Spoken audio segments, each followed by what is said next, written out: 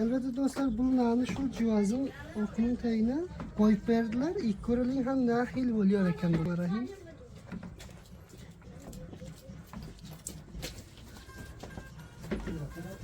Bakın hem ona da oluyor eken.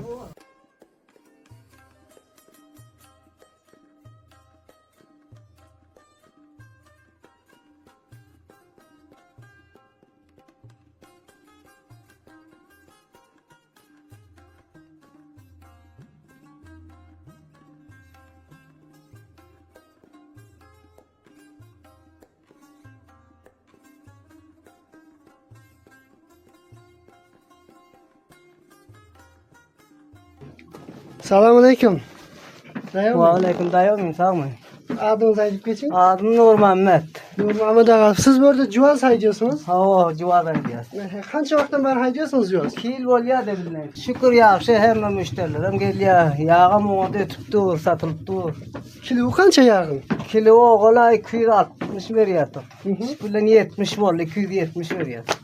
Köp yaxşı. Bir günde kaça cihaz haydiyorsunuz? 5 kilo, 5 men aydiyoruz da 7 kilodan. Ha 7 kilodan. Ha, 7 kilodan 5 kilo aydiyoruz. Nahil bu cihazın yağı var da biraz malumat verseniz avadanlığı arasında. Civazın yağı ona da hem yağlardan ona pakize. Kuat şança, iğmir şança, khora yanına bir palomala vetyana. Ege bırak diyecek var yıkağı ya, onu da şurada. Valla sizin başınıza aylanan yok mu? Ben valla garip dige. Öğreniptir sizler vatan hem iş ayla. Akşam aylı sizlere. O akşamım. Ha. Bol yok ama muvaffak bolun. Selamet olun.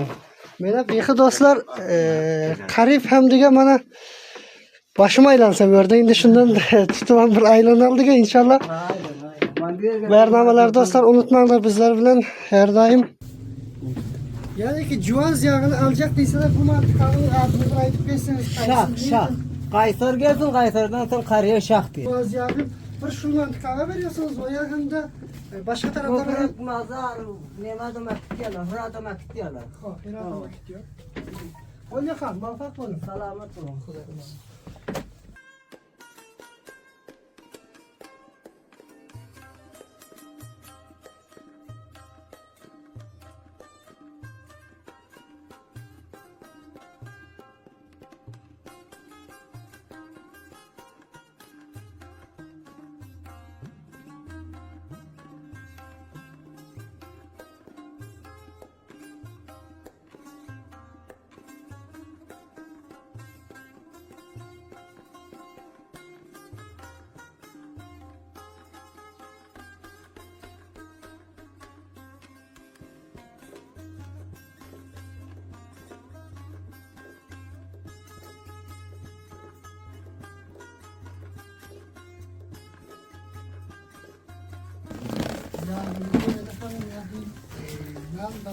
Yani tarif etmekle bir vakti bizlerki bu şekilde okul deyinde yan bastırmayı yapıp kızartayım. Böyle yani inşallah bizler hem tağamını dağıtıklarını nahil ediyoruz. Ne yapıyorsun?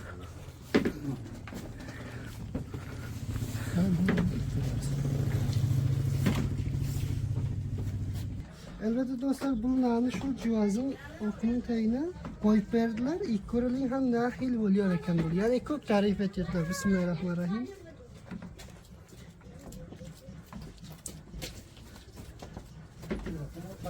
Bakın hem ona da oluyor eken.